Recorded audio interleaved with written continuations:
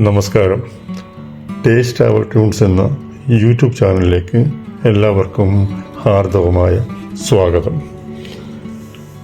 ഉത്തര കേരളത്തിലെ പുണ്യപുരാതനമായ ശ്രീ മദനാനന്ദേശ്വര സിദ്ധിവിനായക ക്ഷേത്ര ദർശനം നടത്താനും അവിടുത്തെ മഹിമ നിങ്ങളിൽ എത്തിക്കാനുമുള്ള നിയോഗത്തിൽ മദനഹന്താവായ മഹേശ്വരനും മഹാഗണപതിയും തുണക്കുമാറാകട്ടെ.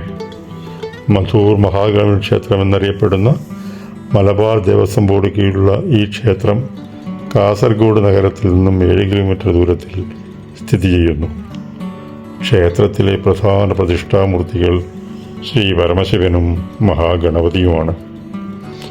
മധുവാഹിനി എന്ന മൊഗാൽ പുഴ തീരത്ത് ഗജപൃഷ്ഠവാസ്തുശൈലിയിൽ നിർമ്മിച്ചതാണ് ഈ പുരാതനമായ ശൈവക്ഷേത്രം. അതായത് ആനയുടെ പിൻഭാഗം പോലുള്ള രൂപകൽപ്പന.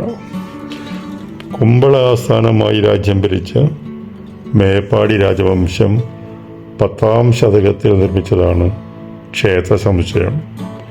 തുളുനാട്ടിലെ 6 പ്രധാന ഗണപതി ക്ഷേത്രങ്ങളിലൊന്നാണ് മധൂർ സിദ്ധിവിനായക മഹാഗണപതി ക്ഷേത്രം. മനോഹരമായ ഈ ക്ഷേത്രം സന്ദർശിക്കുമ്പോൾ സവിശേഷമായ ശൈലീശില്പജാതിര് നിങ്ങളെ അത്ഭുതപ്പെടുത്തും.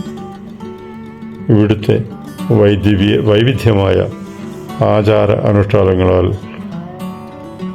ക്ഷേത്രം വേറിട്ടു നിൽക്കുന്നു. പ്രധാന പ്രതിഷ്ഠാമൂർത്തി ശ്രീ പരമശിവൻ്റേതാണെങ്കിലും ദക്ഷിണദിശയിൽ മുഖം നോക്കി പ്രതിഷ്ഠിച്ച മഹാഗണപതിക്കാണ് കൂടുതൽ പ്രാധാന്യം. ഉപദേവതമാരായ ശ്രീധർമ്മശാസ്താവ്, സുബ്രഹ്മണ്യൻ, ദുർഗാ പരമേശ്വരി, വീരഭദ്രൻ, ഗുളികൻ എന്നീ ആരാധനാമൂർത്തികൾക്കും പ്രത്യേക സ്ഥാനങ്ങളുണ്ട്. ശിവന്റെ രണ്ടാമത്തെ പ്രതിഷ്ഠയായി കാശി വിശ്വനാഥ സങ്കല്പവും പ്രധാന ക്ഷേത്രത്തിൻ്റെ തെക്കുവശത്തിൽ നിലകൊള്ളുന്നു. അപ്പം എന്ന പ്രാദേശിക വിഭവം കൊണ്ടുള്ള മൂടപ്പം എന്ന നിവേദ്യം സിദ്ധിവിനായക പൂജയിൽ സവിശേഷമാണ്.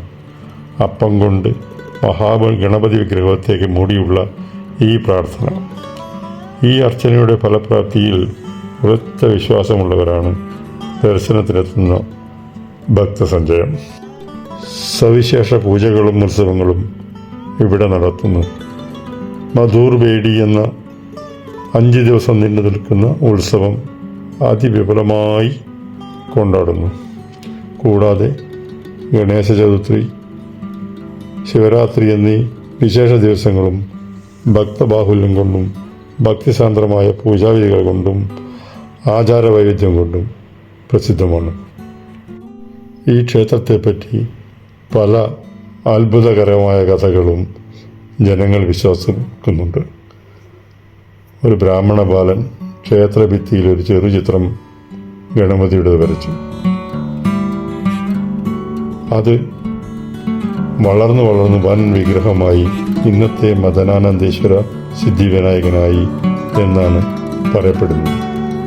മറ്റൊരു രസകരമായ കഥ, ക്ഷേത്രം കൊള്ളയടിക്കാനെത്തിയ മൈസൂർ കടുവ എന്നറിയപ്പെടുന്ന ടിപ്പു സുൽത്താനും പടയും ക്ഷേത്രക്കിണറ്റിലെ വെള്ളം കുടിച്ചതിന് ശേഷം മനസ്സ് മാറി ആക്രമിക്കാതെ വഴിമാറിപ്പോയ കഥ. ഇത് ഇന്നും വാമൊഴിയായി പ്രചരിക്കുന്ന ഒരു ചരിത്ര വസ്തുത കൂടിയാണ്. വിഘ്ന വിനാശകനും വിദ്യാദായകനുമായ ശ്രീ സിദ്ധിവിനായക ഭഗവാന്റെ അനുഗ്രഹം എല്ലാവർക്കും ലഭിക്കുമാറാകട്ടെ.